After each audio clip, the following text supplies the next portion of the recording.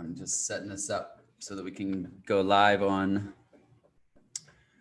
YouTube and embed that into the page. We're trying something new here.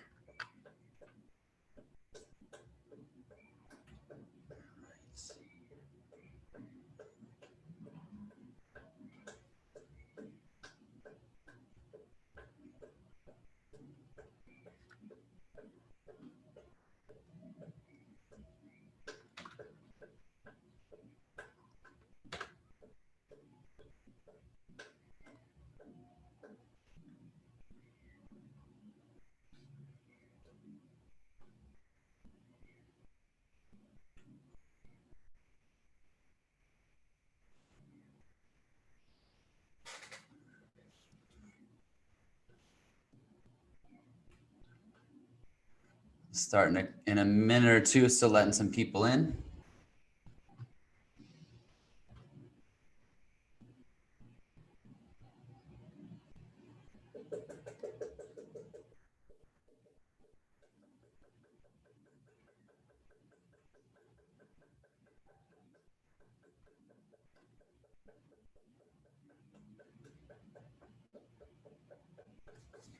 One second.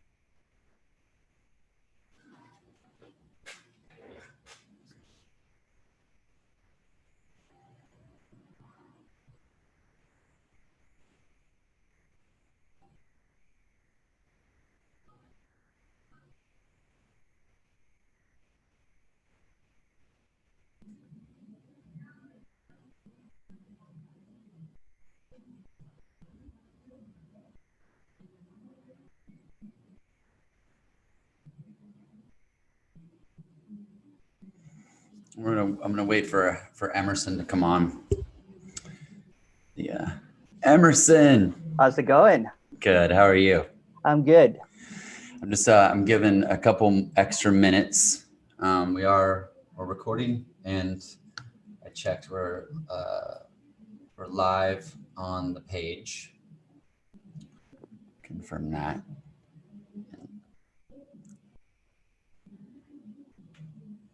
This UTC time actually got me confused. I thought it was at 1 p.m.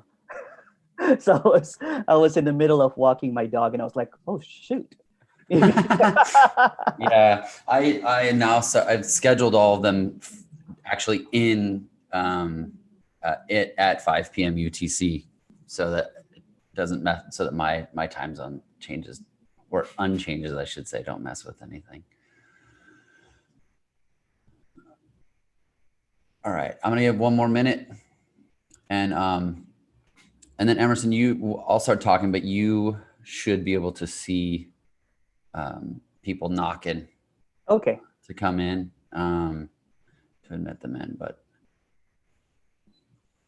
look here.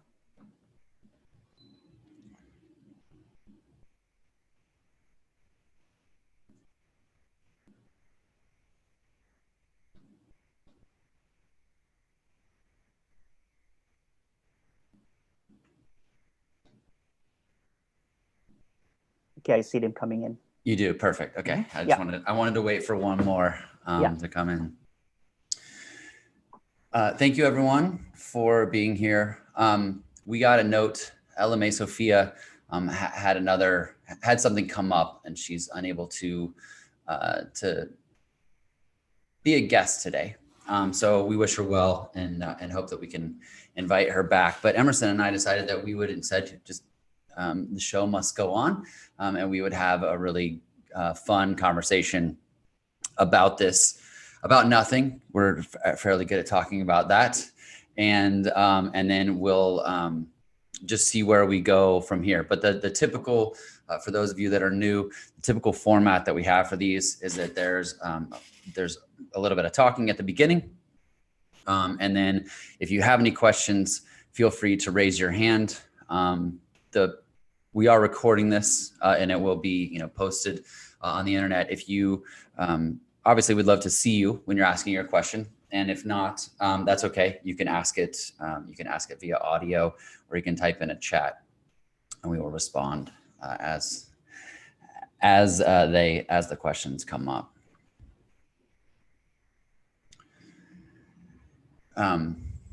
So before we actually get started, I want to say starting in December, we will we're doing we're calling them shows, but we're doing a different live meeting every week at the same time.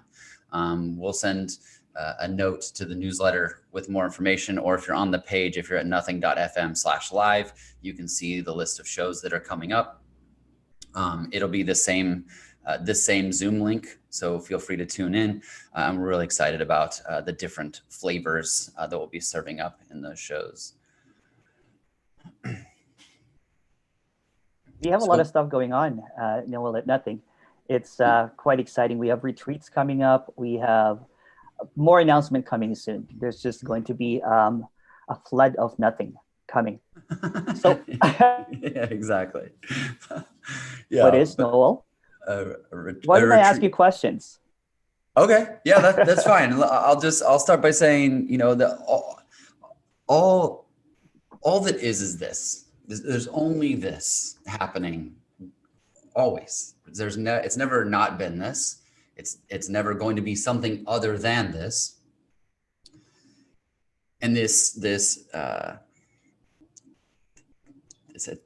ongoing attempts from the mind, which doesn't exist, it's also a concept. It's bundles of thoughts that come together, attempt to label and describe and attach meaning and ask questions to resolve this problem that doesn't exist, in the attempt to understand and know what is. And it's okay that the mind does that. It's okay that these attempts are made. It's okay that there are questions. It's not a problem whatsoever.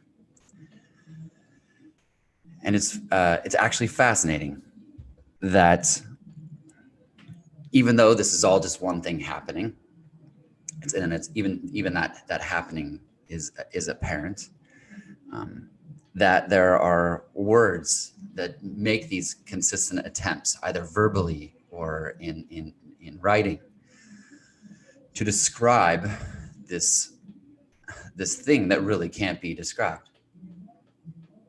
And in fact, it's beautiful that those attempts are consistently made and always fail.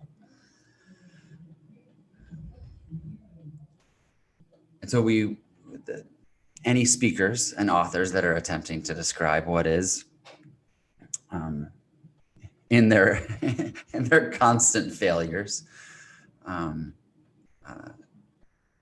oftentimes give the mind more to chew on, another bone for it to chew on, so to speak.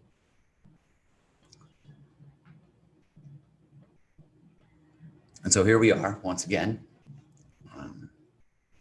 in this attempt to describe this, what I think is very magical and beautiful and yet so completely ordinary, completely simple.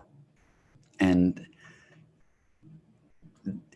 the simplicity is the beauty of it. And the interest in sharing the simplicity and the beauty and talking about it is why things like this,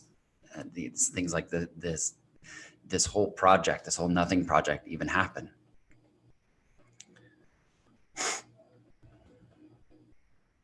But if the nothing project doesn't do anything, it's okay. It doesn't need to be anything. Nothing needs to be anything. What we are, it's already whole. It's already complete. Nothing can be added to it. Nothing can be taken away. And we're free to believe the thoughts that arise. We're free to try to reconcile them or solve these problems, ask questions and get answers in the pursuit of tackling this logically. And we're also free to just sit quietly and not do anything. You can't do any of this incorrectly. You can't do this wrong. Everything that is apparently happening is already perfect.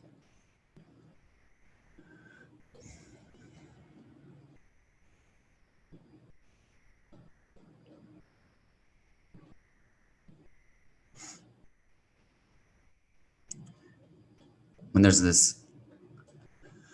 there is an attempt to describe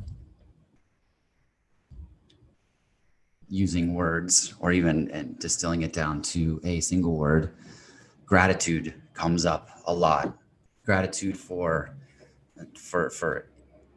this miracle arising, gratitude for the message being shared and I'll say understood, but I have to use air quotes and understood because the mind never really completely understands this or gets it. It's a knowing that doesn't come from knowledge. It's a knowing that's more instinctual than logical. And so there's just always this ever-present gratitude and just thank you for this, thank you for all of this, for this glass of water, for Zoom, for all of this arising. And that includes apparent feelings that are blissful or joyful or happy, but also sad, resistance, stress, anxiety. It's all allowed. It's all allowed to be. And in that way, this search, the seeking that's being done to figure this out, this under this umbrella that we call non-duality,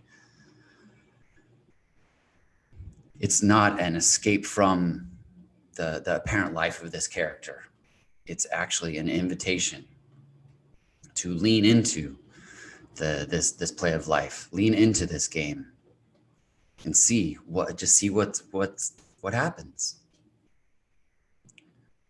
It's neither good or bad. It's just happening, and then you have to put the apparently in there in part of the description. So, Emerson, if you have some questions, let me know. If anybody else has some questions, let me know. But I just want to say thank you for all of it. I like it when you said before, Noel, you can't do no wrong. You can't do this wrong. Can you expand on that? Yeah, that seems to be I guess maybe a greatest hit in terms of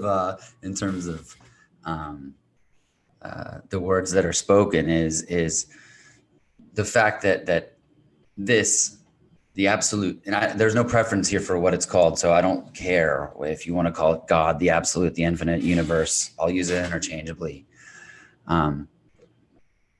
It's already perfect. So any apparent attempt to do something the right or wrong way is perfect. A thought arising, what am I not doing? What is not happening? What other piece of information can I get to finally get that? That in itself is a perfect action. It's not a wrong action. And you'd be surprised that, maybe not surprised, there are these programs that run these thoughts when there's this belief system that our thoughts need to be reconciled, that we are separate and life is happening to this me. There can be a lot of resistance. What am I not, and especially in the day-to-day running around advertising, marketing, society is saying, you need to be better, live your best life. Live your best life. the implication of that statement, it sounds so positive, live your best life. And yet you live your best life is such a fucking insult, excuse my language, but it just, it implies that the thing that you're doing is not the best. And that's just the mind. That's just the mind not okay with what is. It's just the mind on its ever present quest for something other than this. How can you not already be living your best life? I mean, there's already there's already broken, there's already broken phrasing and coding in the sentence, because there's no you that is having a separate life that could be better or worse. And this belief system of that separateness sets the groundwork for a belief system in thoughts that are arising that you should be doing better. You should be living a better life. You should be, and you can say, in some cases, you could say, before you know about this, or you know about non-duality from this logical perspective, you're seeking in the form of stuff, of events, of things, of relationships. And then after it ends up being this, the thing that you're seeking is awakening, enlightenment, the sustainment of these little glimpses of these energetic experiences that happen. But that interest in being awake, in whatever phrase, whatever word you want to use for that, the me is the thing that wants to be awake. The me is the thing that wants to be something other than this. I like the way that person over there talks about, writes about this particular topic. So I'm going to continue showing up. I'm going to read another book, and there's certainly nothing wrong with any of those things. So when I say you can't do this wrong, it's because some would say God doesn't make mistakes. The absolute can't be anything. It can't be more perfect. It can't be less perfect. It can't be better. It can't do something correctly or incorrectly. And I try to explain that from the context of, and I'll say, this isn't you can do no wrong in the same way that a loving mother might say, oh, sweetie, you're perfect. You're perfect. You can't do, you can do no wrong. I just mean that there is no possible way for it to happen in any sort of wrong way. You can't do it incorrectly. Even if you try, you can't. And I like that aspect of there are these, language is dualistic. So we can flip flop back and forth if we're offering the concessions of just speaking regularly and not going to trip over our tongues about how to describe. I think non-duality speak in its pure sense, if you're really being that specific about it, is frankly annoying. You just talk, you just describe it. But there will be questions that are asked. I'll get questions via email, and depending on the energy that's sort of arising with that, it can take two things. It's like it can take fit two separate paths. One being, this is perfect. It's everything is this. It's just happening as it is. And then the other is like, and by the way, you can't escape it. You can't escape this. You can look at it from the standpoint of like, you don't need to go anywhere, but you can also say you can't go anywhere other than here, other than this right now. And sticky, resistance energy might appear to arise based on a preference, this apparent preference for one type of phrasing or another.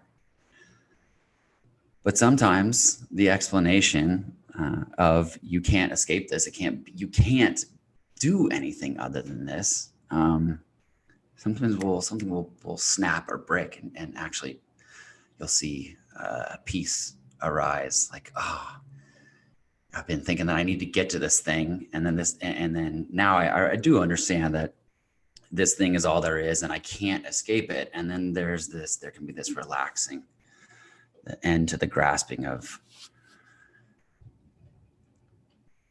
trying to be something other than just this. We don't, the only purpose of all this is just to be.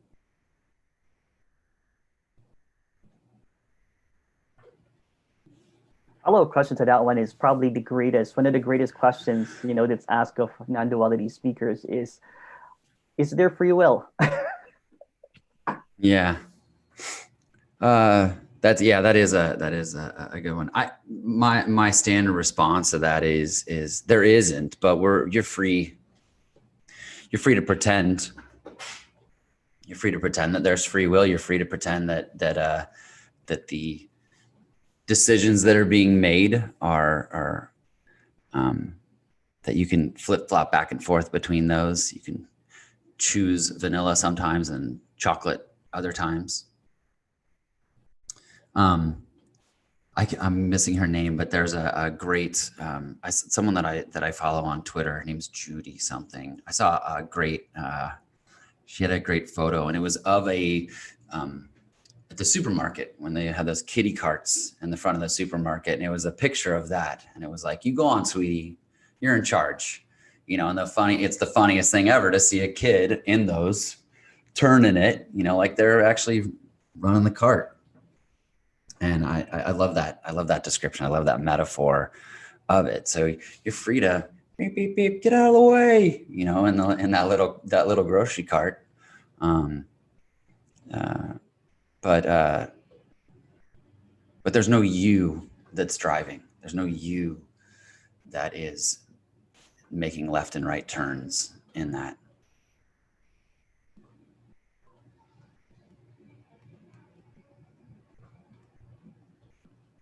Awesome. You get a lot of emails from people still about, questions. Do you have any, what is the most popular question that you usually get from people that are apparently seeking this thing that's so-called, a so-called thing called non-duality? So I'd say thematically, I call them all yeah buts, yeah but questions. So I get that I'm a separate person, but, and then they'll fill in this other thing. I get that I'm not separate. But what's it like for you? So it's all of these different variations, and I'm not, I'm not poking fun or anything like that, because those arose. It was just like, maybe if I look at this a different way, or like questions of like, how come I see through my eyes, but I don't see through the corner, I'll see that. And I got one the other day that was, let me see if I can find it. I got one the other day that was basically not so much that, here, let's see if I can, sorry. Well, anyway, while I'm looking for it, and so, by the way, in those, there's always there's real compassion for the questions that are coming up. And there's really, as I guess you call it, an attempt to respond to those, any why questions that come up. I'm just like, I don't like, why does this particular thing happen? Like, there's no answer, but what I can say is that any answer that's received, even if it does satisfy the mind for a short period of time, the mind will move the goalpost. It will say, okay, I got that, but and then I'll come up with something else. And then, so this question I got the other day, it's, if awareness can never truly be divested of limitations of the finite mind, what is the point of non-duality? And there's no point. There is no point of non-duality. It's not, there's no interest to convince or convert or really like explain why it's a great thing, why you should pay attention to it. It doesn't, there is no point. And the mind will go, oh man, well, that's what a waste. It's looking for points all the time, looking for points, you know, for a point to everything. But there is no point. There is no point. There is no goal. It's not a belief system. It's not a philosophy. It's not anything. At best, it's a failed concept. It's a concept that gets you sort of like everything. And I've used this phrase like the half step to the wall. What people like, should I meditate? I'm like, okay, if you want, you know, meditate if you want. I'm not telling you that you should or should not do anything, but all these concepts followed, all these activities followed, end up being the half step to the wall. If you keep taking half steps to the wall, you'll never get there. And so, of course, the mind wants to know what's the point of non-duality. But the rub on that is that if someone came up with the most eloquent description of the point of non-duality,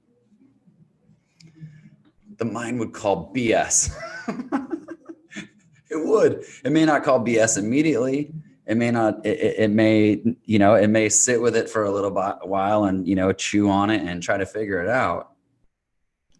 But there is no point. There are pointers, and even those that are apparent. But pointers don't care. The pointers, the explanations, the descriptions that happen,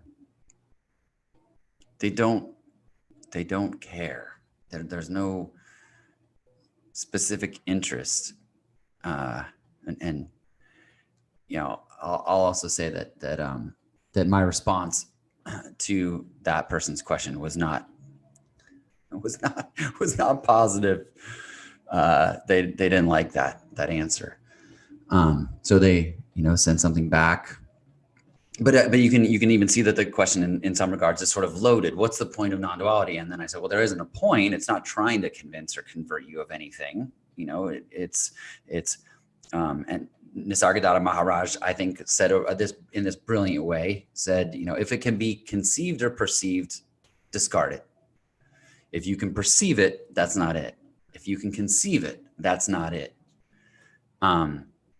And yet you can see the thoughts, you know, trying to stack onto that, but yeah, you know, almost like tripping over themselves, trying to get that. But what's the point of non-duality? Effectively saying the mind's like, prove this to me, tell me why I should care.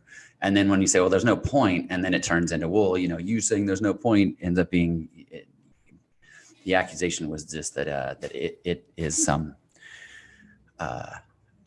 almost like a belief system and a form of religion in that regard. And I'm like, I'm like, okay, there's no real interest to convince that it is this wonderful thing. There's just I guess at best could be described as this energetic, again, coming back to gratitude of wanting to share, you know, what it is. And knowing the whole time that the words won't do it. They won't ever really do it. So that was that was sort of the, you know, the typical categories, you know, of things. There's a lot of what can I do? Should I quit this thing that from the description is clearly going to create some friction for the character? You know, should I quit my job and go live in an ashram? Should I stop doing this thing and go meditate in a cave, go to the forest? And there's never any suggestion that you should or should not do those things, except I guess if there's one suggestion, it's just sit and do the next right thing. And when I say next right thing, that does not mean that you're making a distinction. Just this, that you're making a distinction, like, oh, well, because then the mind will say, well, this, was that a right decision or a wrong decision? Let's do the next right thing, knowing that it is the next right thing, no matter what.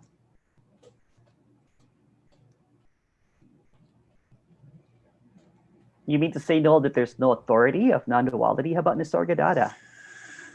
And Yeah. all those people. This is dangerous waters now. But go ahead. Yeah. I mean, no, I don't. There is no authority. We specifically, even with the project, we don't. And again, people can say teachers, sages, gurus, whatever. They're just labels. They don't hurt anything. But the closest that we could come is to say speakers and authors as a descriptor. The sounds coming out, the words coming out, in this. But no, there's no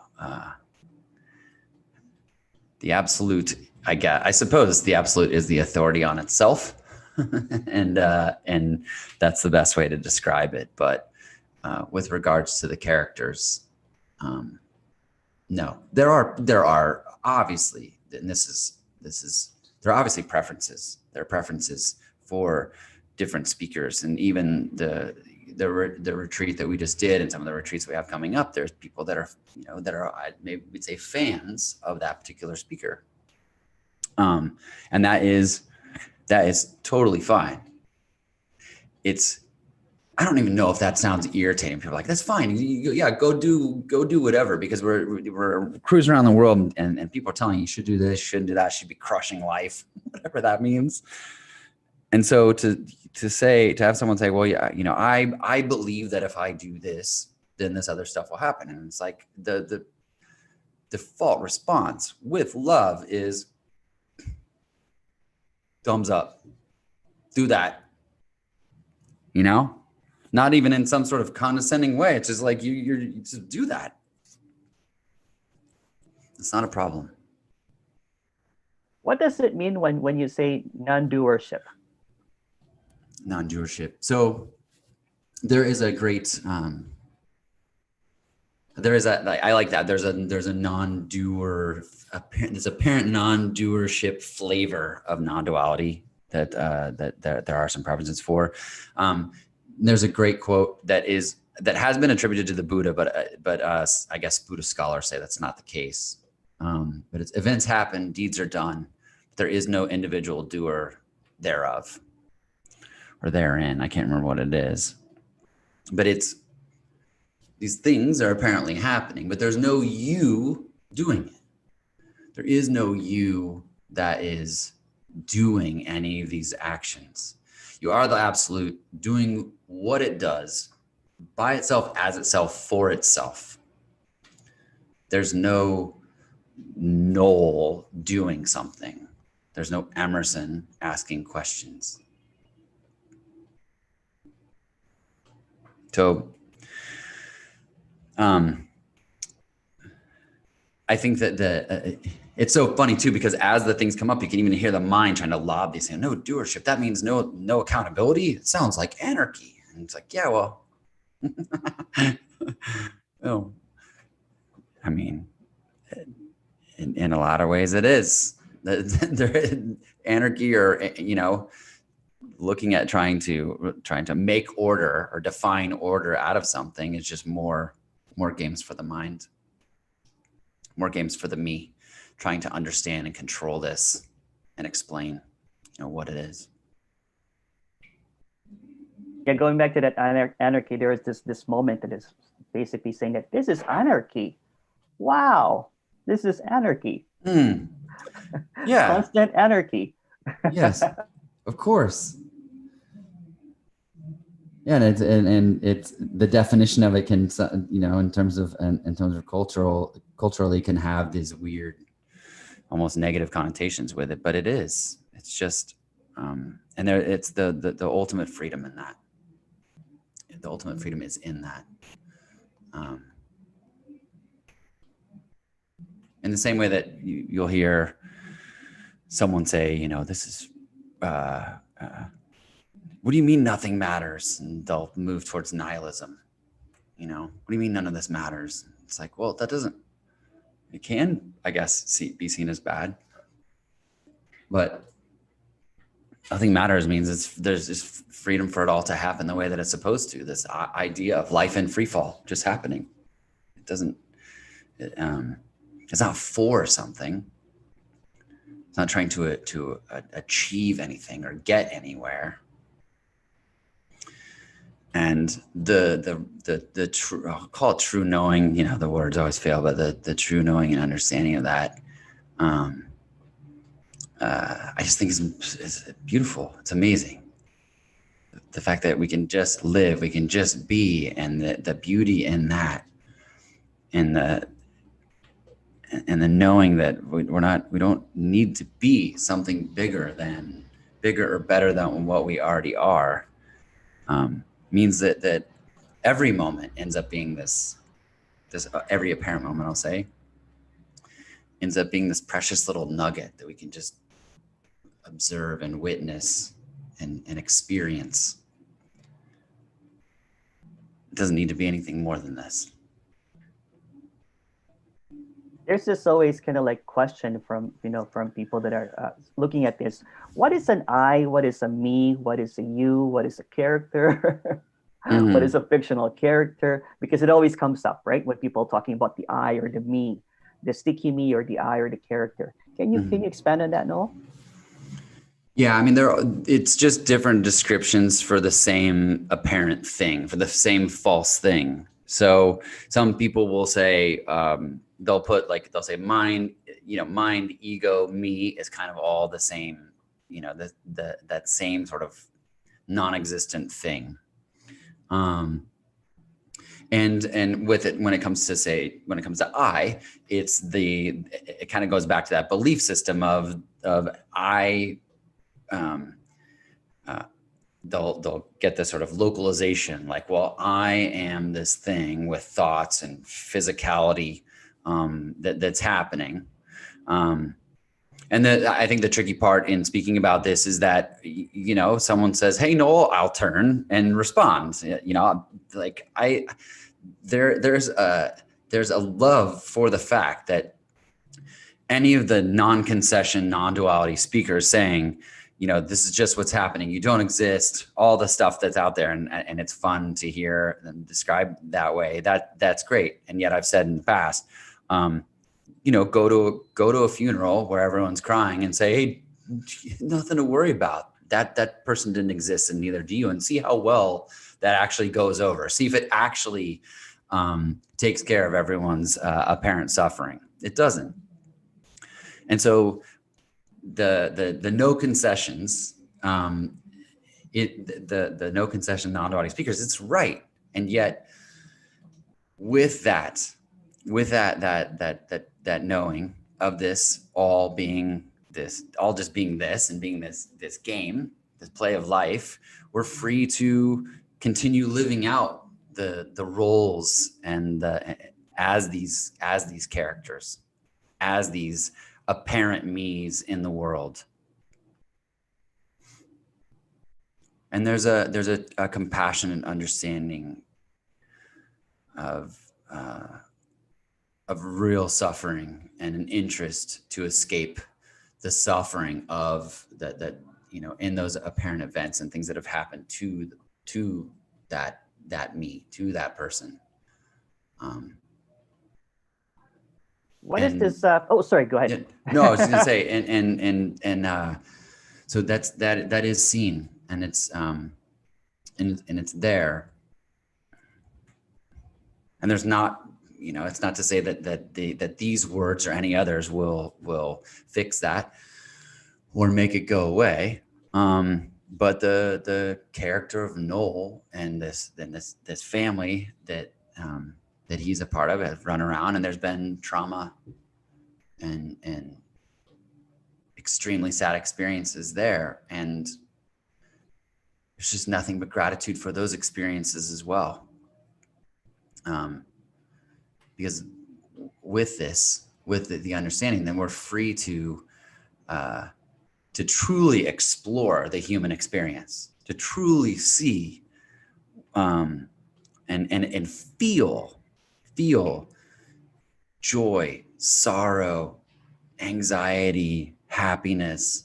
It's they're all just various. Those are all just stories, and yet there's consistent. You know, you if you talk to the average person and ask them, you know, what they're really trying to do, they may name things. I'm trying to get ahead. I'm trying to relax. I'm trying to do whatever. And most people will say, I'm just trying to be happy. I want to be happy.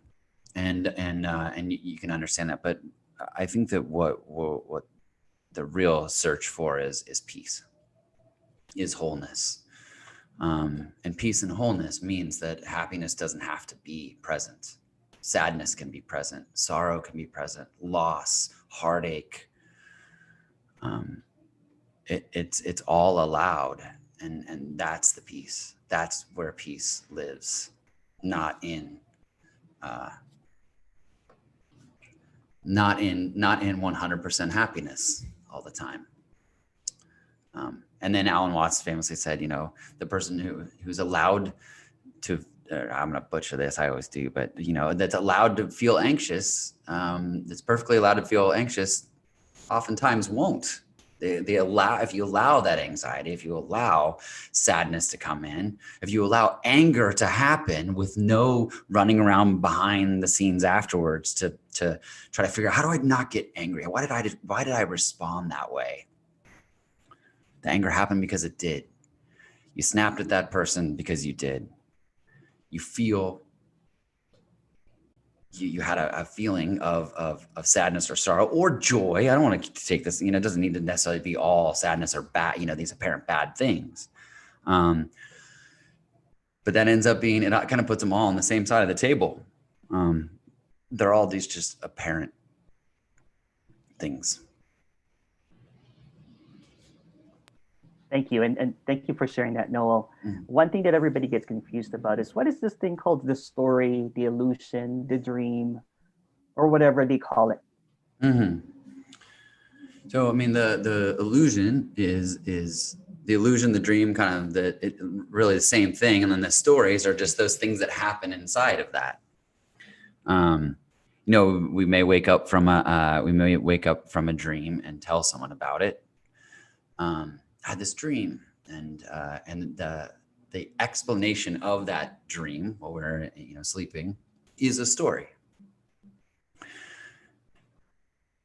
Us talking about other things that are going on in this apparent, you know, waking state, are also just stories.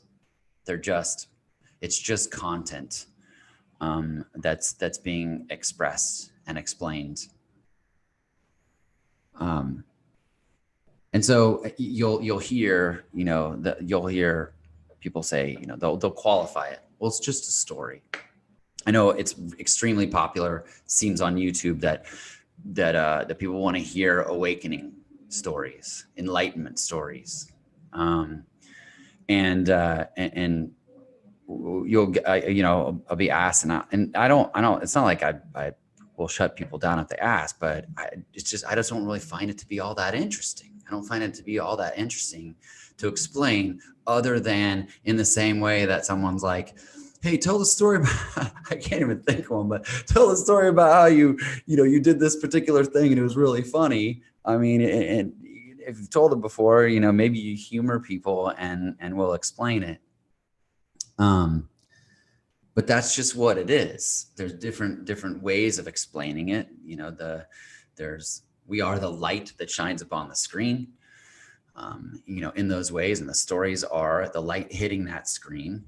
And the story of Noel was born and all these things happened.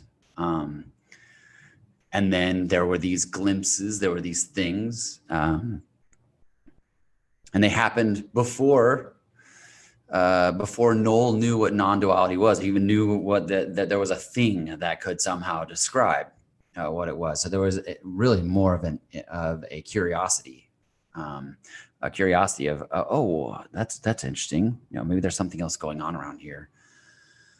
And then, of course, as that can happen, then when non-duality was discovered, then it was I got to figure this out. You know, I'm someone that knows how to figure things out. I'm going to read. There's hundreds of books read, hundreds of hours of audio listened to and videos watched.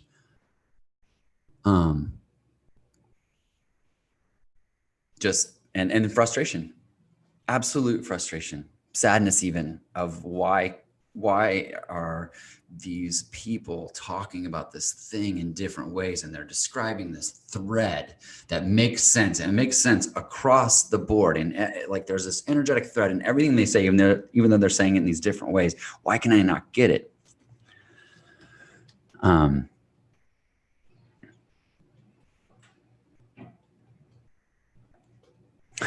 Deals were made. Sorry, I was gonna say deals were made to freaking chill out and not focus so much on getting it. But yeah, I mean the stories, the it's just a story is basically the concession that, okay, let me explain in words what it is, but you're pre-qualifying it by saying there's not a real belief that this happened. This didn't. It's all. God, my nose is itchy. Sorry. It's not to say that this necessarily happened, but it just apparently took place, and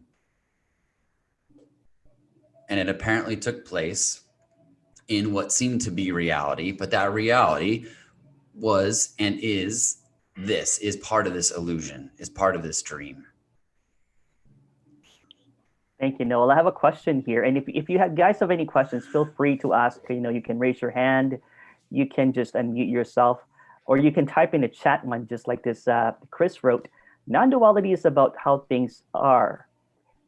Non-duality is about how things are. Science also tries to be with how things are, but in different way. But in a different way. Are non-dual speakers opposed to science? That's a great question. Who is that, Chris? Yeah. Great question. Yeah.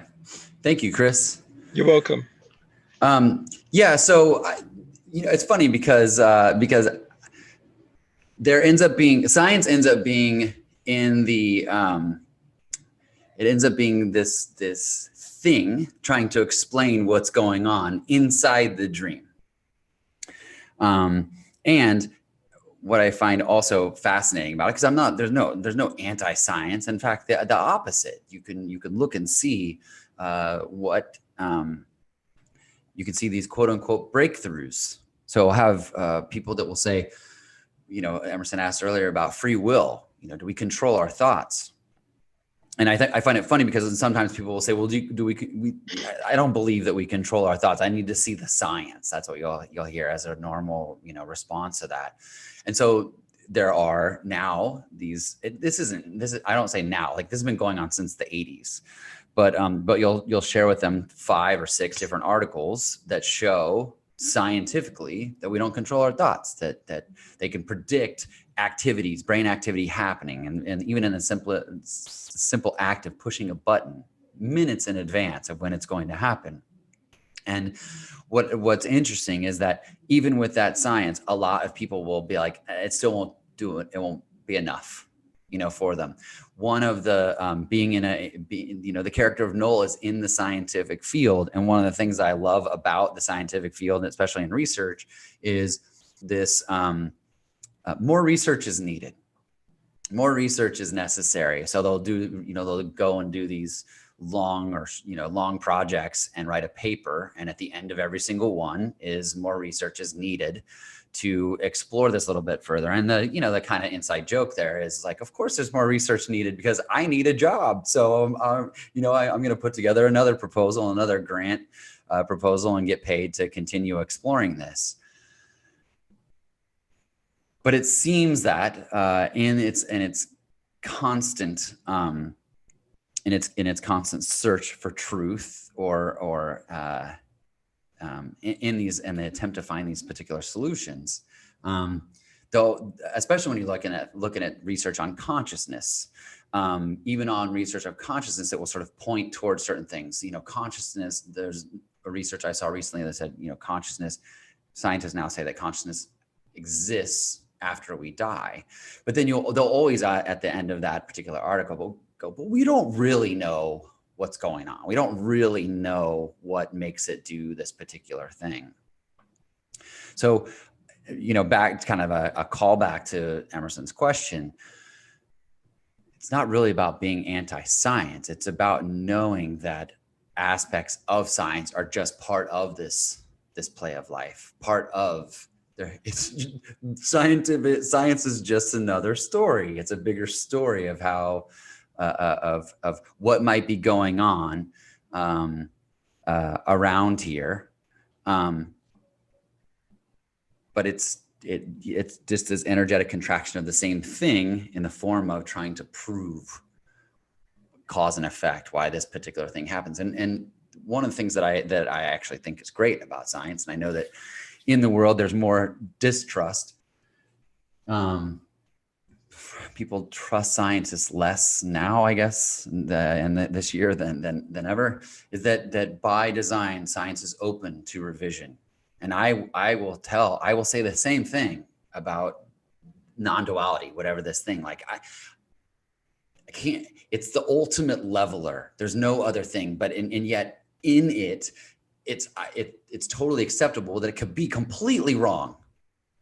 But the openness to it being completely wrong ends up in this beautiful, this eloquent way, kind of proving it to be, again, not proving, it's kind of a weird word, but the fact that it's that anything that's experienced here, because it's not a belief system, is open to being wrong, and being that openness of being like, I don't know, this just seems what's happening seems to be this reality, and that's it, and there's nothing else. And something could come down and be like, something could happen and prove it to not be the case, but there's an openness to that. So it actually, not really by design in the same way that science is, but it's open to that revision, in that same way. Thank you, Noel. Yeah. Chris, do you have a follow-up question for that one, or? No, that's fine. Okay, the floor is open for anyone to ask questions. But I agree with you, Noel, with that one. When I was heavily seeking, I was researching science stuff, to try to, like, especially with this tests that were done, and it was just really fascinating. Kind of like the same energy that I put in researching about non-duality. Remember those times when I used to read like books after books after books. Mm-hmm. It's the same with science. I was trying to figure out science. I'm like, but that's not right. Let me research another direction. Yeah, and it makes sense that the mind is open to that, because especially consciousness research and things of that nature, the mind is more comfortable with that, because it's created logically. It has to have elements of proof associated with it. It's peer reviewed, in the research paper sense. So there are people actively trying to beat it up, and so we go there. But you find it, but it's even with all the knowledge and all the research and everything that you find about it, there will always be, maybe, I don't want to say always, but it's entirely possible that there's always going to be something missing. There's always going to be something missing, that is that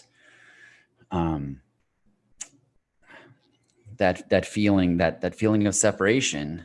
As long as it's there, there's going to be that continued search for home.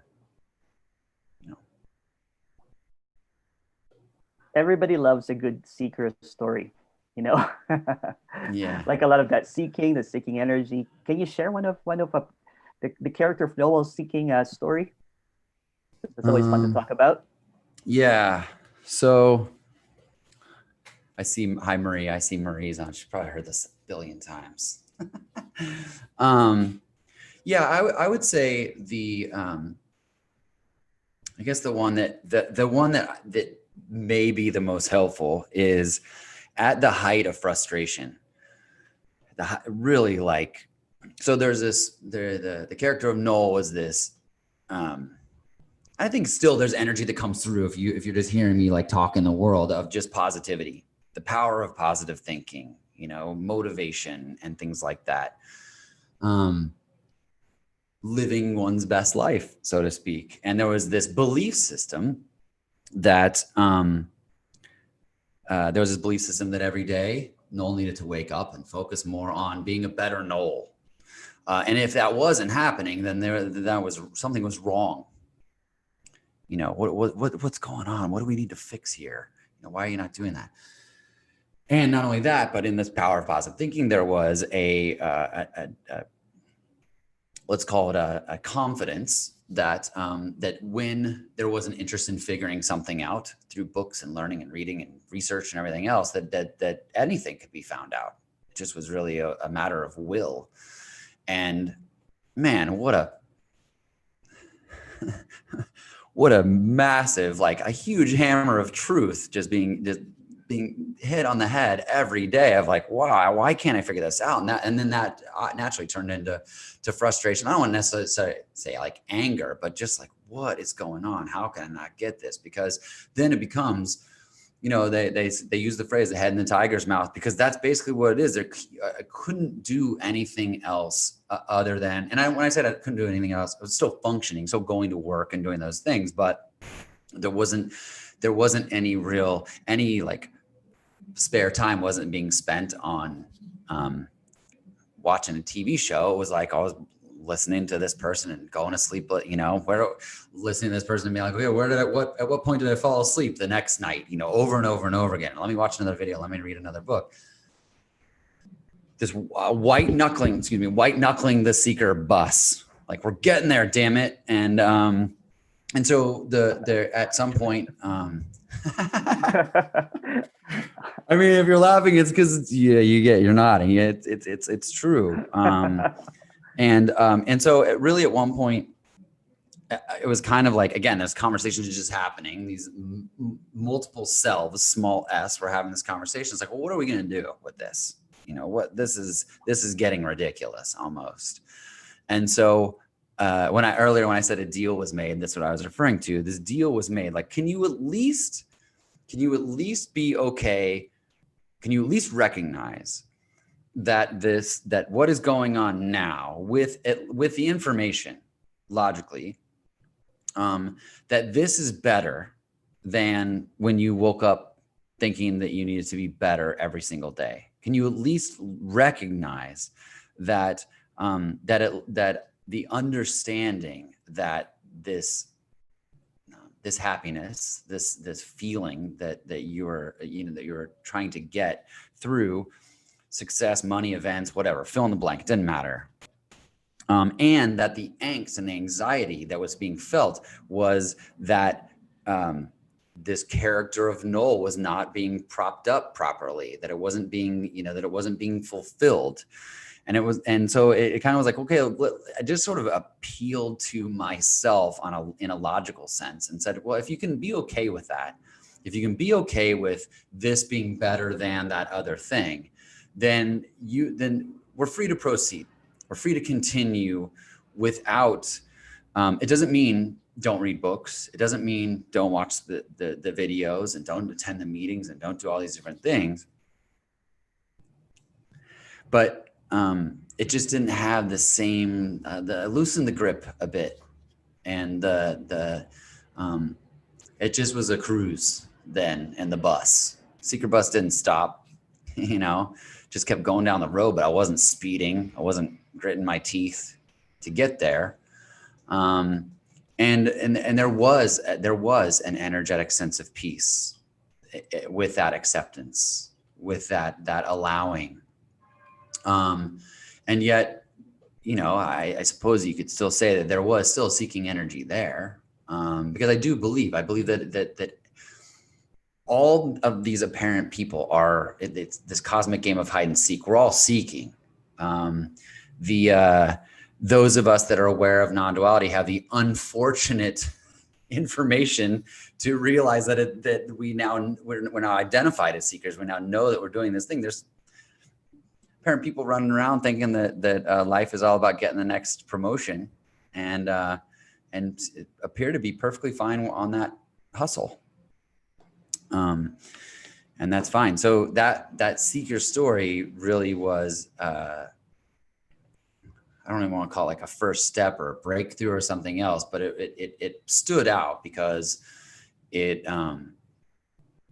just, there was I stopped beating myself up, I guess, about not being able to get it and understand it.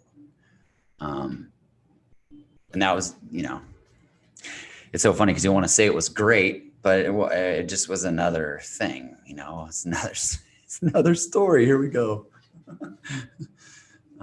But yeah, that's I guess an interesting seeker story.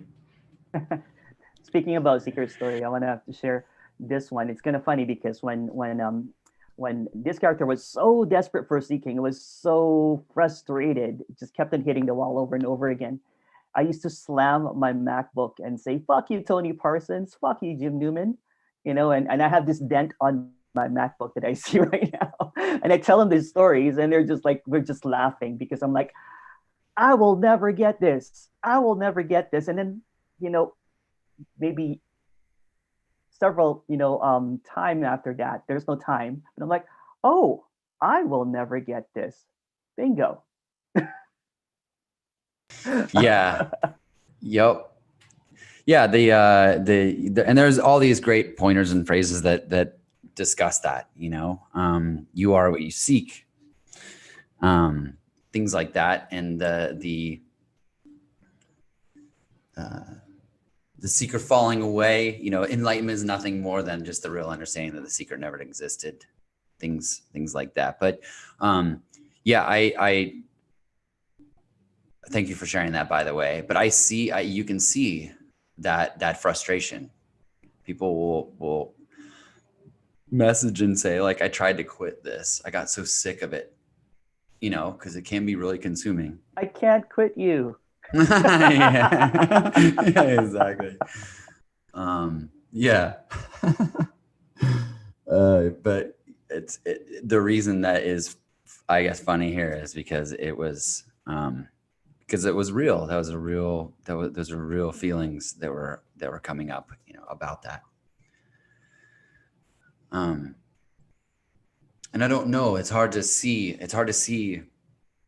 There is this feeling of compassion, in a sense, and messages that we receive about the events, about the retreats, and thank you for those things. And it's like, I mean, in some cases you just want to respond with like, thank you back,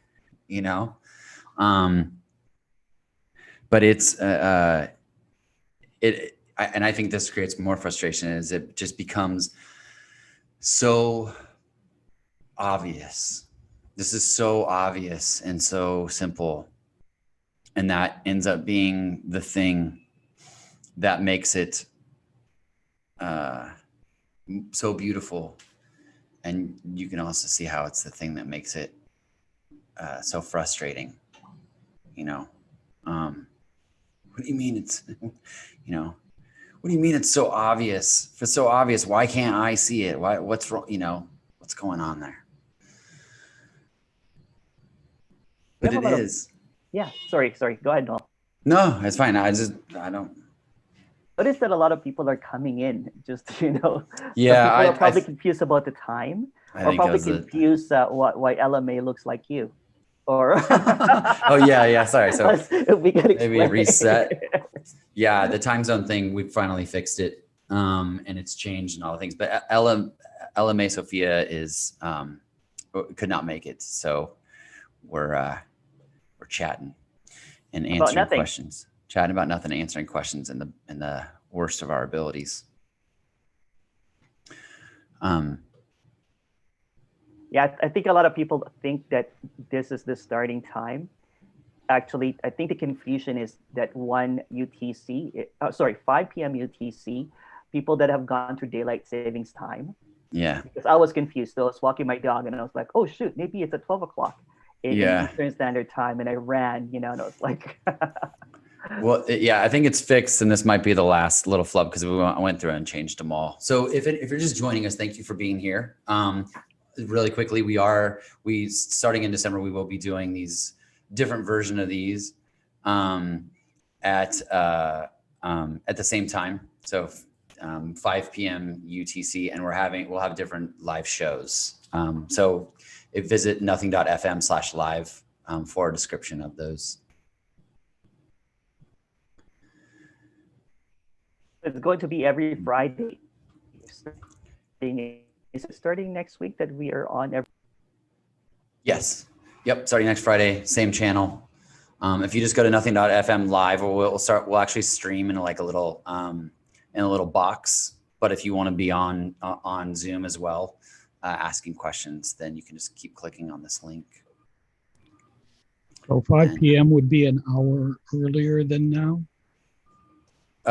Correct. Yep. Yeah, all the time mess ups are my fault because where I live doesn't change time zone. So I try to be productive and get ahead and schedule all these things in advance, and then the time change happened. But yeah, so we've now reset all the Zoom meetings to be 5 p.m. UTC. We set it in that time zone, so no matter what happens here, it's always there. But it's good to see everyone. It might be worthwhile also add the additional time pointers, such as 5 UTC is yeah, we'll do that as well. New York time. I mean, some of the major. Yeah, that's what I was thinking too. Mark, I was also confused. But yeah, for next time, we have a lot of things coming up at Nothing Media, and I'm super excited. There's just going to be there's more people coming in. There's going to be lots more of speakers of what is, and if you guys have any questions, Noel is answering some questions. We can go ahead. Do you have any questions, Mark? Usually. Perfect. That means it's working. And Enrique, so that was my bad. Yesterday was a holiday, so the normal everything kind of went to hell in terms of the reminders. But we will also set up an automated email reminder before these days to make it work. But we're all here now, so that's perfect. We also have we also have retreats coming up. We're going to announce them. They're quite epic. I hosted. I was the moderator for the Tony Parsons one, and then we have one coming up with Naho on December 12th and 13th. 12th and 13th, yeah. We also have Jim Newman coming up as well in January. Andrea's just confirmed for March. And we're still working on February. So just keep on checking nothing.fm because we have some pretty epic stuff that's happening, apparently. Yeah, perfect. Let me think of another question as a classic. What is time? Since we're talking about time. I knew you were gonna say one of those. I mean, it just ends up being a lot of these things are just concepts that appear to be mutually agreed upon as real, in the same way that I'm walking around being a Noel, and I did a session with a really wonderful guy, a philosophy PhD candidate, and he focused specifically on time. And he was asking a ton of questions. I'm like, bro, you have way more content about this than I do. You've thought well more about this.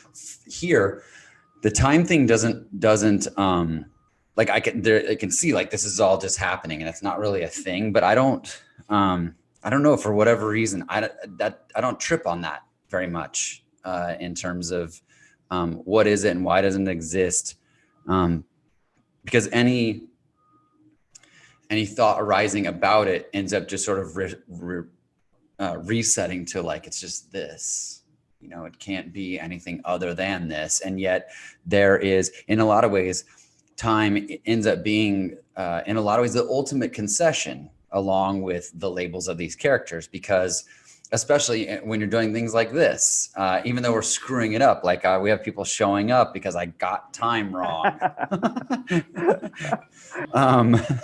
But yeah, in terms of defining it, there's no great answer, because it just ends up being it just, to me, feels like this agreement in the same way that inches are, that dollars are, that characters are. And there's nothing wrong with it. I think that there's a misconception also that, and I think misconception is sometimes even sought of that once the shoe drops, the page turns, whatever you want to call it, that that you just walk around saying this isn't real, this isn't real, this isn't real all the time, and that doesn't. I don't want to say that doesn't happen, because I never say anything absolutely, because there's the infinite, or as the quote says, the absolute, in order to know itself, forgets itself in these energetic contractions of us, and so in that regard, if you're looking at that, if you want to look at that description of it, why wouldn't there be an infinite number of ways that it could experience itself? That means waking up instantly, waking up never, over multiple lifetimes, not knowing about this at all, the belief system that that by reading, following a particular religion or a particular belief system, that's the way to feel peaceful and whole.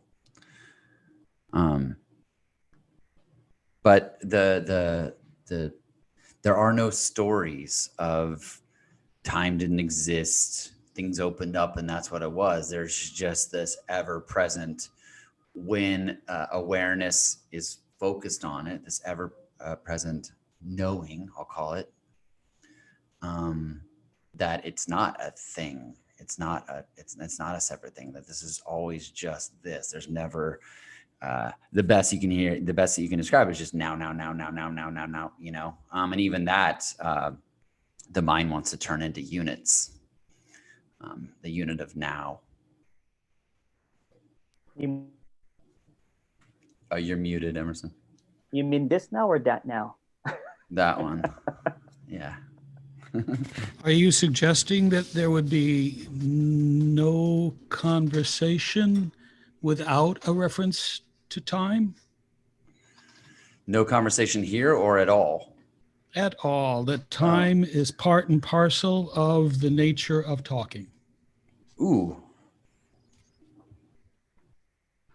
I don't think so, because I think that implies some aspect of a cause and effect. One exists and therefore the other one does. And I don't have that. There's no claims being made here that there's an understanding of why talking happens, or why it ends up being the case. And I think the why questions that come over email, it's all I'm doing is just disappointing the asker over and over and over again. Because I'm like, it's whys all the way down. I've used the example before. My son was like, he was going to a Christian school because there's not a lot of private schools here. And he came home and he said, why did God make kittens? I was like, all right, I'll play, I'm like, well, maybe God likes furry, cute things. It's like, why is God like furry, cute things? And I'm like, and that's just the kid. That's what kids do. Why? But why? And it's like, it gets down to either because or why not. That's where it ends. It's that the whys all the way down. And so, to not want to ignore the question that he was asking, I just kind of, well, don't you like kittens? Do you like furry things? He's like, yeah, maybe that's it. But you're not going to get a definitive answer. In the same way that a question that I mentioned earlier, this, how come I see through my eyes, but I don't see through the corner? That spatial awareness question that arises. And we can play that game, or we can say, hey, that's an interesting question to ask. I don't ask that. That's not really necessarily of interest. And if we're doing it in the context of just understanding, in the same way that you look at something and be like, I wonder how that's made, like general interest, that curiosity, there's nothing wrong with that. But in the pursuit of finding out what's really going on around here, if you will, then I don't necessarily find it helpful. Maybe you're not 50 years old, and that's what Mark said. I'm 47. No. There's a question, Noel. Sorry. I'll read it. Matthew asked, I've heard non-duality speakers say that there is no past. And I wonder, how can I be 50 years old if 50 years haven't passed? Yeah, good question. That's awesome. Well, so, there is no past. That explanation is that there is no past and no future, because all of those things are experienced now. And in fact, in the context of trying to find that's different. But there's other people that are saying they'll talk about suffering and being free from suffering. And, they say past is regret and future is fear. And then you get this amazing, like, I'll call it a shit soup of, because I didn't do something in the past, now the future is going to suck, where you're like, the mind just, the mind is loving that, because, but any and all of those things, any and all of this, when you're thinking about the past, the thinking of the past is experienced now. So that's what it seems to be, is explained when you're talking about there is no past. But they're wondering how you can be 50 years old if 50 years haven't passed. I think this just comes back to this apparent story. Matthew, 50 odd years ago, this apparent character of Matthew was born. And when Matthew was born, there was no separation between Matthew and others. There was no Matthew as a self, and versus, the others. And then these sort of patterns started. These patterns began of like, oh, you're Matthew, and this is your body, and you have these things, and these are Matthew's things. And so that belief system happens. I know I'm getting off track with time. But in that way, time itself, the sun, rotating around the sun, and our ties of that, to that, in that context, ends up being the same belief system as the belief system of Matthew or Noel or Mark or Emerson or Marie or Shane or anyone else listening. My statement about time being part and parcel of the ability to converse followed your comment, and I can't remember how you preceded it, but you had said, otherwise all there would be is now. And it was that statement that triggered the notion that if we could extract time, gone, we're just spontaneous. It would seem, when I try to do that, I'm in such a state of awe that maybe the best I might be able to do is try to narrate the moment. That's about it. That's about all I have to say. Yeah, no, I like that. I like that idea too, because the narration might happen, anyway. We'll have people that will say it's as if they're sort of they'll wish for the experience of oneness. They'll wish to experience this,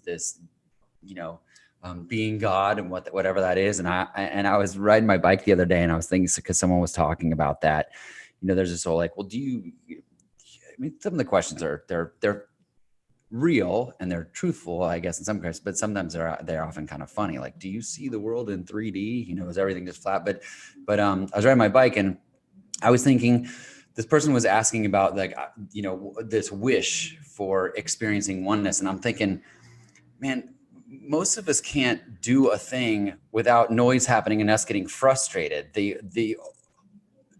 the overwhelming experience of knowing all of it, like of knowing all of it at once, you wouldn't even be able to take it. Some people can't send an email on their phone when the guy next door is whacking weeds. Like, shut up, I can't think, and said you have to experience all of it at once. It doesn't seem like a possible thing without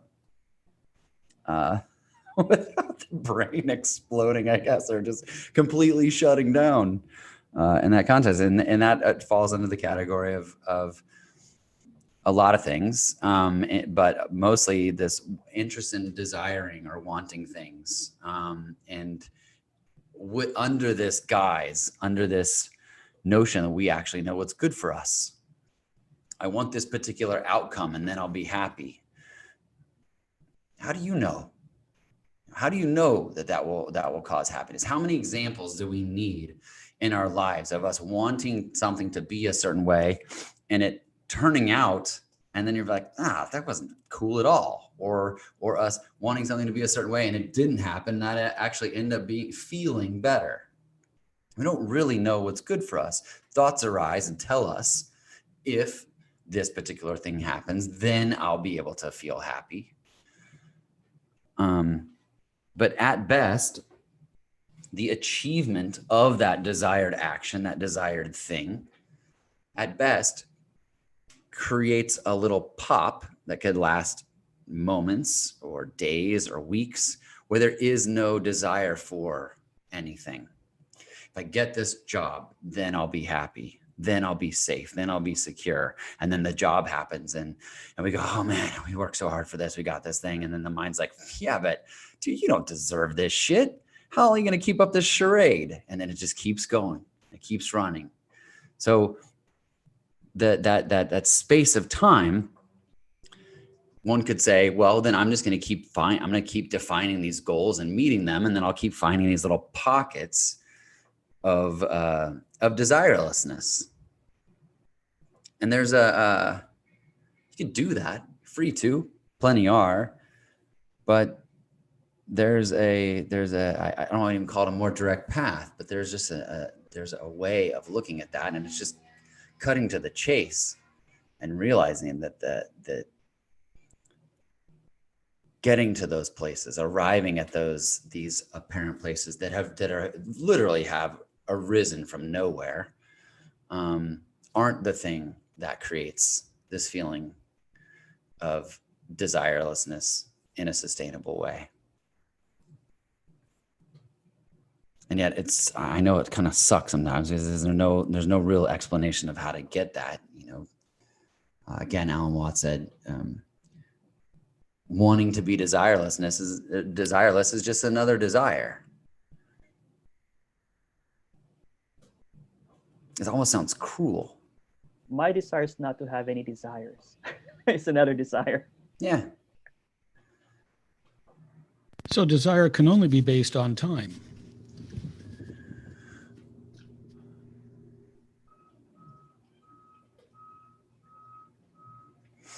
I don't know.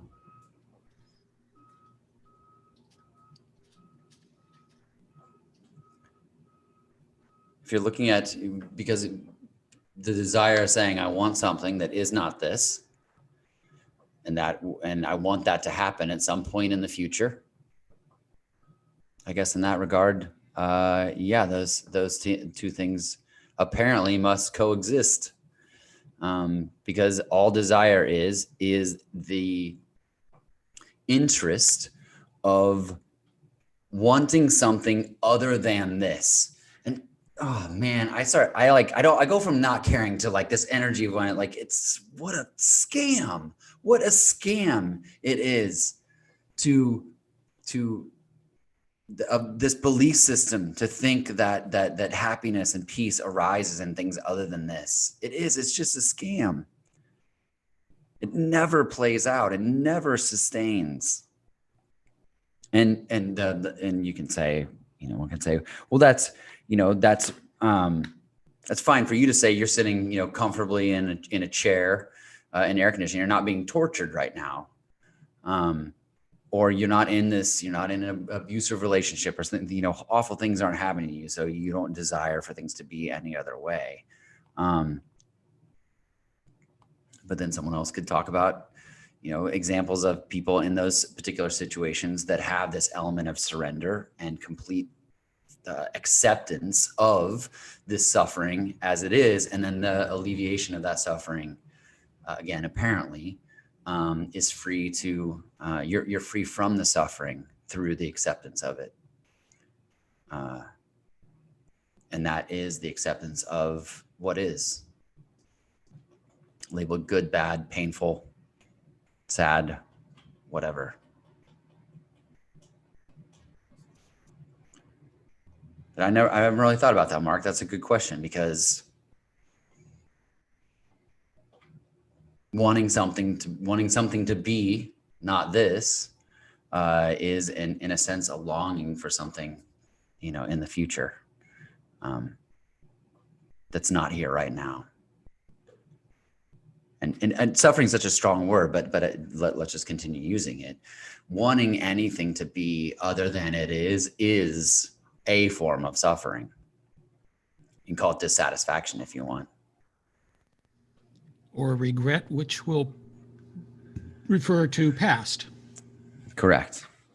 Yep. If I hadn't have done that, or if I had chosen this path, made this decision versus another, and it's just they're all different forms of just in some ways self-torture. And yet regret causes a lot of apparent pain, a lot of apparent suffering. A decision made in the past, that Guilt. Yeah, guilt that plays into this, you know.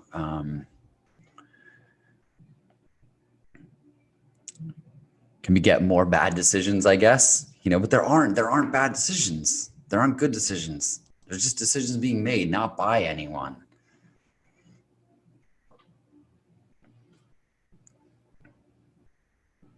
There is a comment here, a question from Henrik. Is the acceptance of what I am? Henrik, if you want to speak up as well, you can also unmute yourself.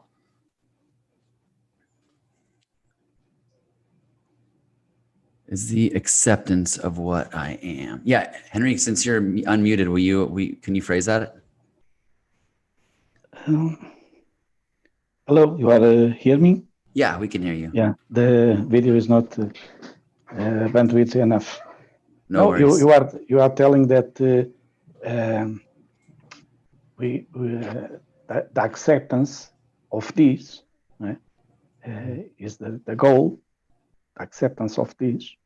You are telling that 1 minute ago. Yes. Yeah, so I want to be careful on the use of the word goal. Yes, it's not the right word, but it's for remember the context what you are saying. Yeah. Okay? The acceptance of this, it's the goal, but the word is not right. Okay. Yeah, understood. The acceptance of this. Okay. Dot. But and I say that as a complement, the acceptance of what I am. Acceptance of what I am. Yeah, yeah, and then there's because it's not nothing more than what I am. Right. That's it. Yeah, some would say the acceptance of what I am, or acceptance of what is. You know, and some will even like different phrasing: acceptance, allowance, surrender, welcoming. It ends up just being sort of different preferences for words.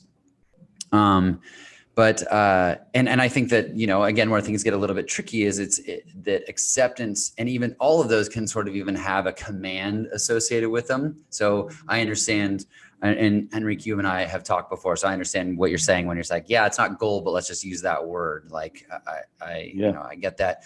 But that command of surrender, of acceptance, and those things, it's not really that something needs to happen in that regard. And I have, Emerson was asking about seeker stories.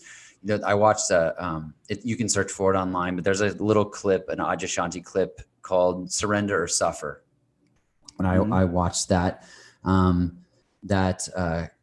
clip, and then that night, going to bed, I just kept saying, I surrender, I surrender, I surrender. And I always say, like, it would be way more interesting if it was more dramatic and I'm like sobbing, like, I surrender, I surrender, but it really wasn't. It was just like, I would just sort of mantra that was repeated. I surrender, I surrender. And every time I said it and breathed in, I just, went into the pillow, fell into the pillow a little bit heavier.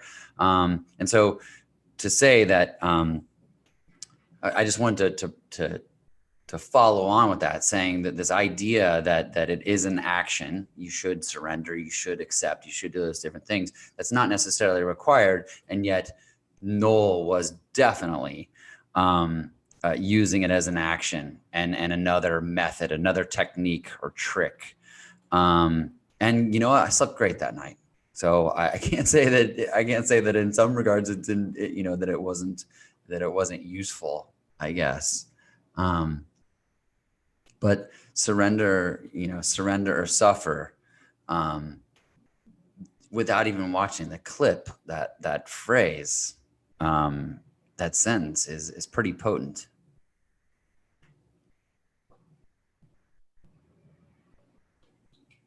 So it is just not surrender.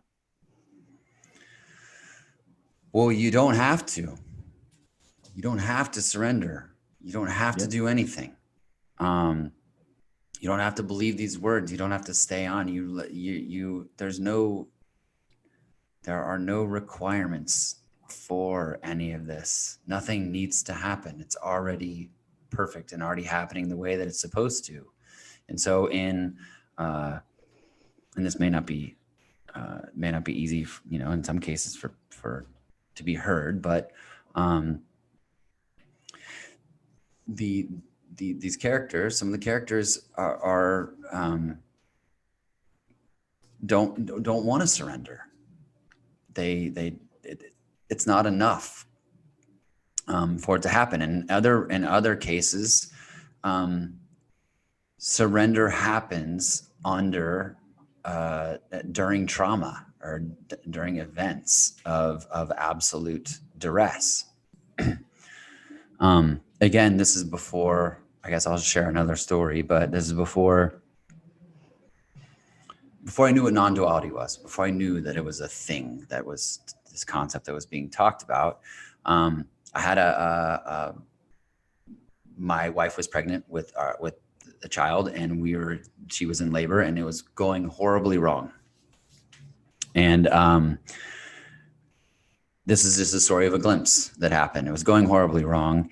And I was sitting there, and when it was really, really bad, I was holding my son, and I'm sobbing, crying, and this voice, this thing was observing. Like, so this is what this feels like. So this is what this feels like. This is what this pain and sorrow and nothing worse could ever happen in the world feels like. And there was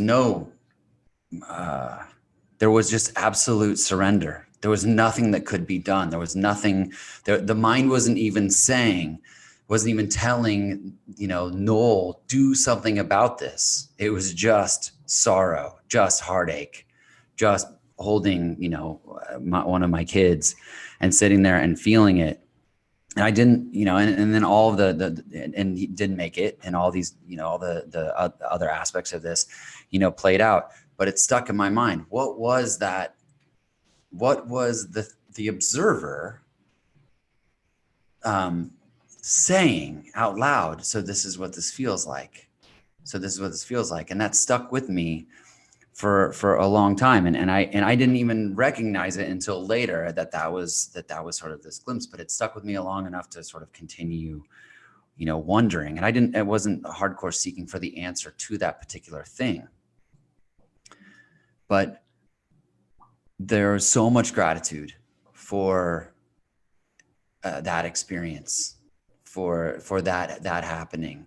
And there's so much love in all of it, and love before and love after. And so there is no feeling other than love and gratitude for that, for that traumatic experience happening. And, to Mark's point earlier, when it comes to like guilt or regret or any of those things, like it's also known that experiences like that destroy lives, destroy families, destroy marriages. Things they don't recover, in that context. And there wasn't logic applied to it, but it's just, I don't look at the experience as, I don't even recognize it as necessarily traumatic. I just see it for what it was, and I only share that because I know that, because that's just the case. That's just how it was, that there's so much beauty in all aspects of it. And there was so much beauty in the experience of the human experience of feeling that level of sorrow. Like, I can also say there's not really a lot of interest in feeling it again. It's not like I'm not trying to go back to that well in any regard. But that situation, that apparent situation, created that feeling, and having that human experience. And there's nothing but gratitude for experiencing it. Yeah, thank you for sharing that experience. Yeah. Thank you for sharing that, Noel. I just noticed that a couple more people walked in the Zoom.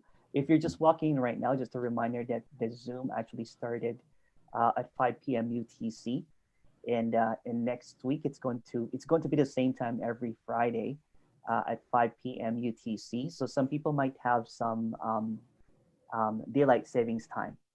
Mm-hmm. Like for me right now, it's 12 o'clock. It's 1 o'clock in Toronto, Canada. So I'm Eastern Standard Time, and some people might be at the same. We might have some daylight savings times. We're going to fix the website. We're going to add some more times in it. And if you have any questions, please go ahead and ask Noel. If you're just walking in right now, unfortunately, LME was not able to come in, but Noel and I and everyone is just talking about nothing. So if you want to participate, ask questions, please go ahead. Is it really 1 o'clock there? Right now, it is 1:30, 1:35. Good. Yeah. The world's right again. Yeah, there we go. Yeah, Limery, it's me. I finally was like, you know what? Forget Costa Rica time. We don't change with anyone. I'm gonna put all the Zoom stuff at 5 p.m. UTC. So it should be fixed, but we will also on the website, and then in the newsletters, we'll send those out the day before. We will put the city times as well, and we usually have a link in some cases to time zone converters and things like that. But we are recording this, and we'll get it posted as quickly as possible.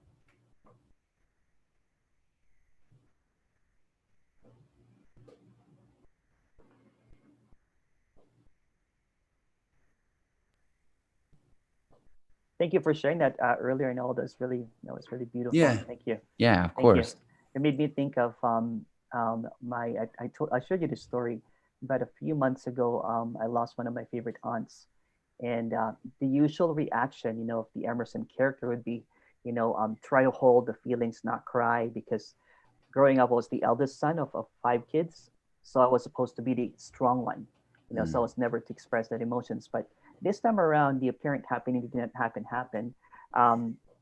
When my aunt passed away, we were watching it through Zoom because we're not, because of COVID and the lockdown. And tears just started happening. Grief, really, really deep grief happening. And then at one point I was sobbing with my mom, and tears were just coming in, and there was an apparent grieving that was happening. That was really beautiful, because it was just, there was no filters happening. It was just what was happening. And I don't want to go back there again. But if it happens again, you know what I'm saying? It's just an apparent allowance of whatever is happening. Grief happens. Let's talk about the end of suffering, because everyone always asks about what is the end of suffering. That's a good question.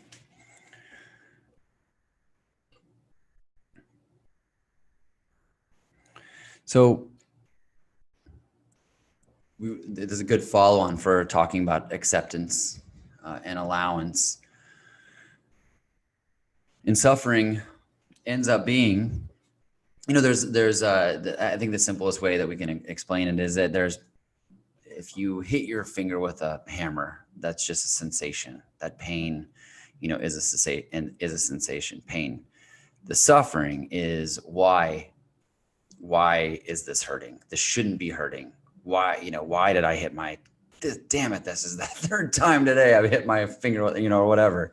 And so suffering, again, there's a strong word associated with it, but it's effectively varying degrees of wanting something to be other than it is. And whether that is the wishing that something would go away or wishing that something would come, that is suffering. And so the end of suffering is, I'll keep using the word, like the full acceptance of anything and everything as it comes, knowing that it is all perfect, even if it appears to suck, if it appears to not be great, if it appears to be really, really painful. It is that and I keep saying acceptance or allowance or whatever, but there's always this deeper element, this sort of instinctual, I'll call it, in every word, you have to end up qualifying, but it ends up also being like the understanding of that acceptance. So it's not acceptance as in this logical, like, okay, well, I've accepted it because, I've accepted the loss of this game because this person clearly got more points or whatever, in that particular sense. And so we use allowance, acceptance, welcoming, surrender, those kinds of things. But it ends up being this idea of, in that regard, it ends up being okay. In the same way that I've talked about the farmer's luck, the Zen, where they say, oh, it's so great. And he's like, maybe, the back and forth. And I won't go through the whole tale, but maybe is a concession to others saying something is good or bad. And so the farmer doesn't actually have to say anything. The farmer can just sit there quietly and not even say maybe, but they're sort of accepting, like, you're saying this is bad and I'm saying maybe, like, I don't really know. But that's not because the farmer has logically reconciled these bad or good things that are happening in the world. It's just acceptance of them as happenings, full stop, period. Not labeling them as good or bad, being fully open and okay with all these little events that make the story interesting. And others might say that the end of suffering is, they'll tie it to the person. So the end of suffering is not the end of necessarily pain or discomfort, or the end of sadness, but it's the knowledge and the understanding that there is no separate person to have that pain. There's no separate person to have that suffering. And so some people will even use the word like apparent suffering.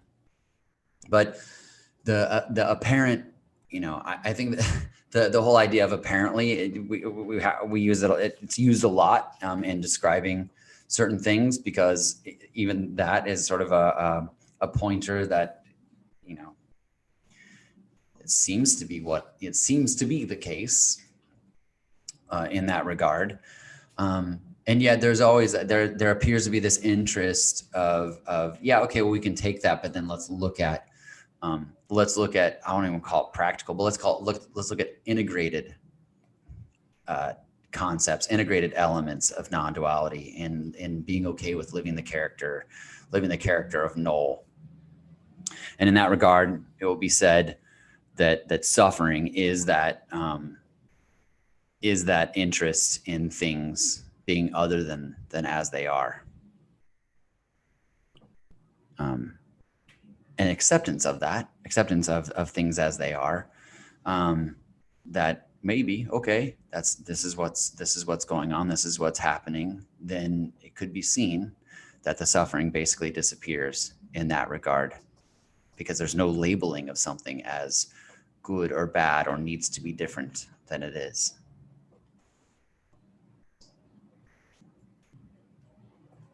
Now that you touched on that, Noel, there's this one of the great questions too is the good and the bad.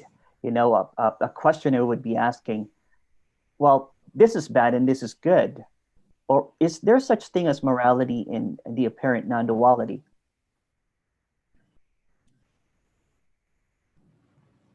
Well, the good and bad just labels of things, and one person's good is another one's bad.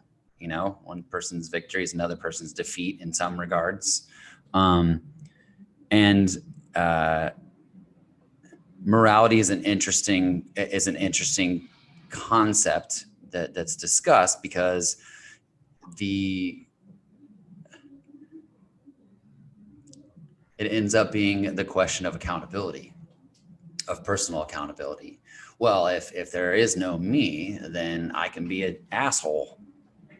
And there are no consequences. And it's like, well, try it out, see what happens. You're free to do those things and say, and you're free to try to make that case. But a lot of times when that is presented, it's more of a point of resistance.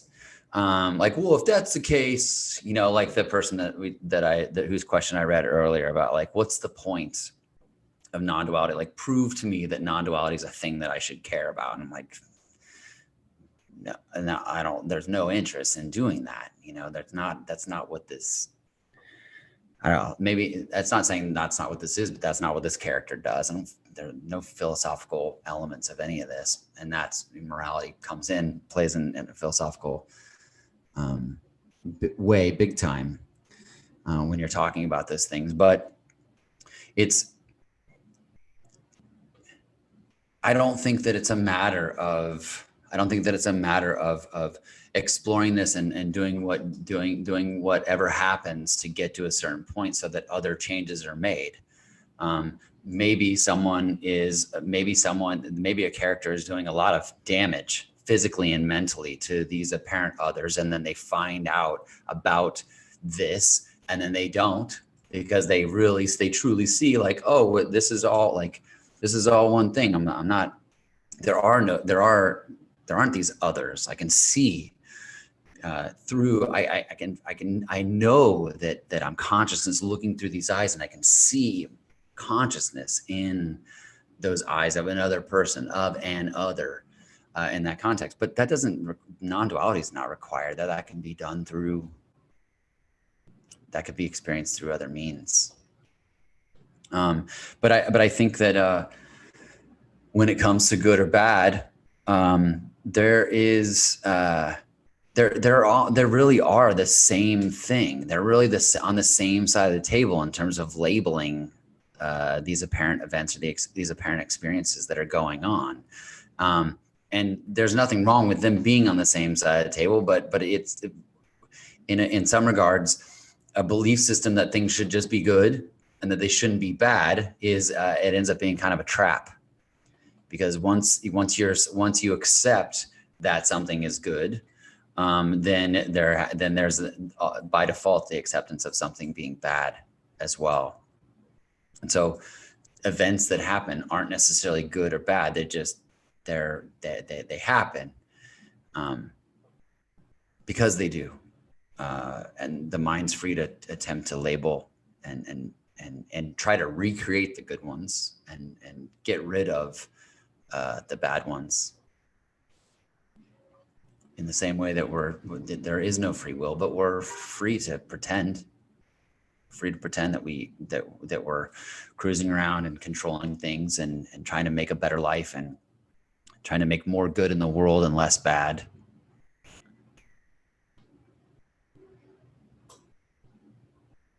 How's that for a non-answer? That's a pretty good one for a non-doer. Right. I lost my question. I had this brilliant Is question. there such a thing Oh, good. as morality when living on the edge of the spontaneous now? Is morality just a learned concept, and absent all that conditioning, are we not potentially, or am I not innately as is?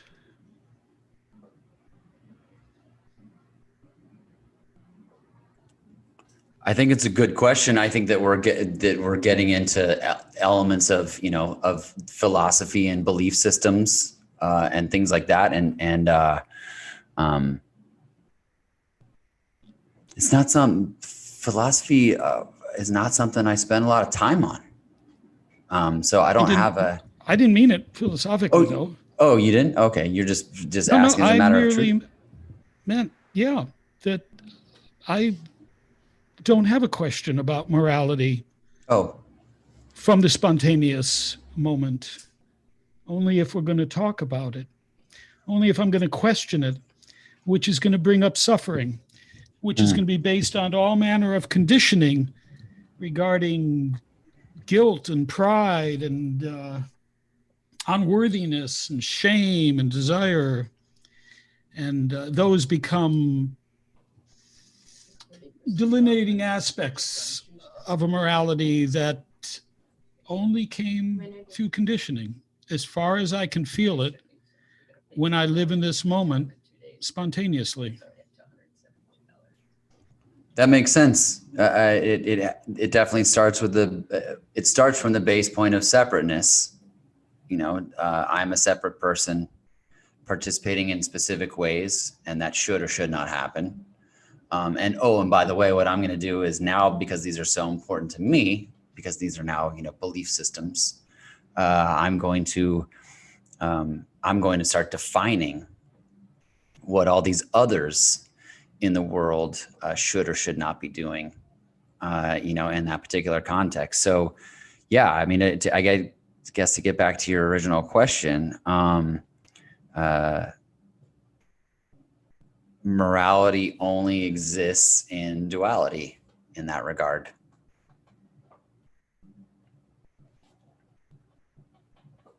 Yeah, it's how it appears to me. Thank you so much for that I should have answer. said that's how it appears. Yeah, well, I always got to put me in there somewhere. no, yeah, we have a specific rule when we talk about things. We're like, just talk, because otherwise it gets exhausting. Correct, you know, making corrections all the time. So we understand. Thank you so much for the question. Thank you for the answer, Noel. We only have about 5 minutes left, and I want to, you know, apologize for people that are just coming in. We had a mishap with the scheduling, but we're fixing it. And we're also the UTC and that, you know, the daylight savings times is confusing for people like Noel, which is just, you know, it's always the same time. And although there's no time, here we go again. Next week, we have our first Nothing New. And Nothing New is going to be Neil Denham. Neil Denham, if you watch some of his videos, it's on YouTube, pretty epic. It's really funny. We had kind of like a non-duality quiz, an enlightenment certificate. Watch it, it's quite funny. And after that, Noel, we have Joan Tollefson. Joan Tollefson is going to be, and then after that, we also have Nothing Happening with Art, which is basically kind of like a mingling. Everybody gets to talk, not at the same time, of course, although there's nobody. It's just a whole bunch of meeting, mingling. There could be some speakers. There's people that are explorers of non-duality. It's kind of like an open mic. And And then we also have retreats coming up. Naho's retreat is coming up on December 12 and 13. It's going to be 2 days. I love Naho. It's awesome. And then after that, we have Jim Newman.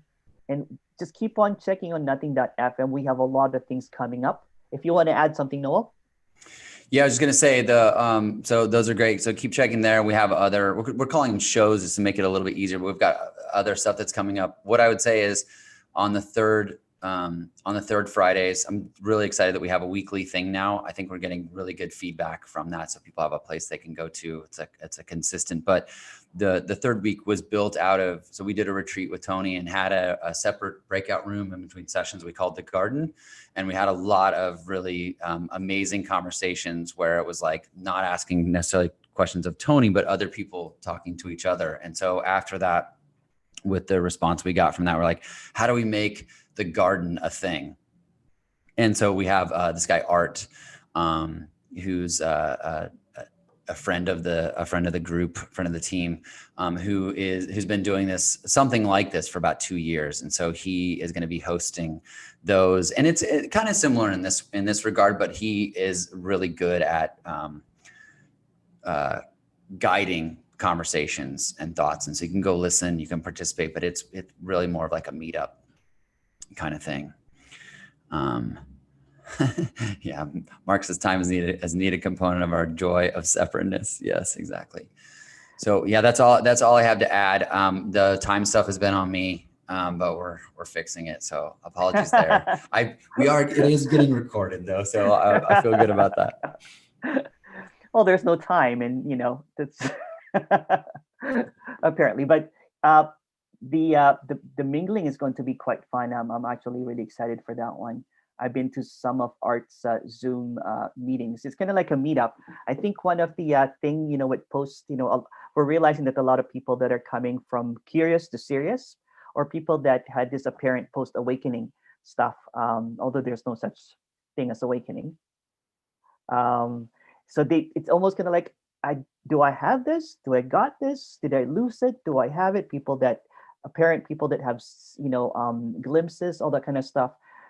In Tony's Parsons garden, which is a mingling area, it was quite funny because there were some healthy debates, there were a lot of jokes, and I'm also looking forward to next week's with Neil.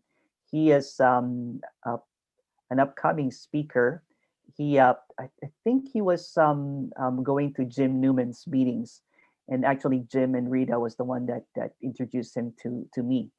He's quite an awesome guy. And Joan Tollefson is just, I thought we only had 5 minutes left, but I was not looking at the time.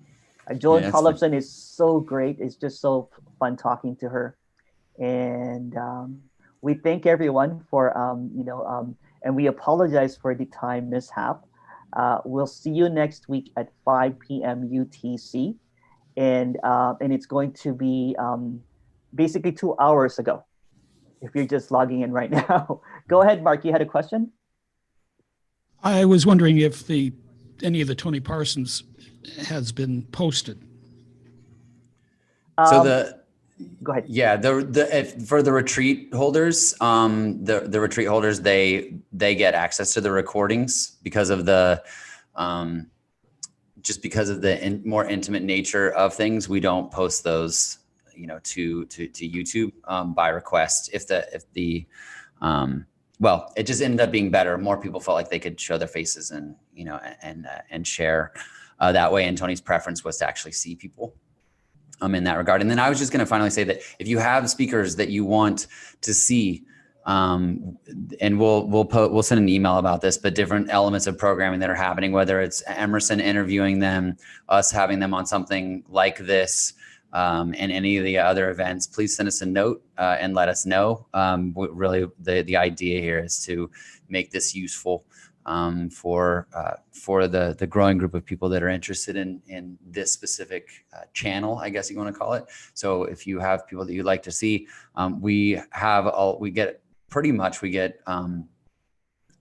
people say yes to being interviewed or being a part of it, because they see like, oh, we're just, there's no ego here. We don't really care. We just want to be help, we say, amplifying the speakers of what is. So if you have a preference, if you have a favorite speaker, favorite author, someone obscure, Emerson doesn't care. He'll ask anybody to talk. So we have a couple that we're trying to chase down that don't speak anymore. But yeah, let us know and we'll try to book them. And then also Henrik said if we can send an email an hour before. Yeah. Noted. Yeah. All right. Thank you so much, everyone. Thank you, Yeah. Thanks, everyone. We'll see you next week, Friday, same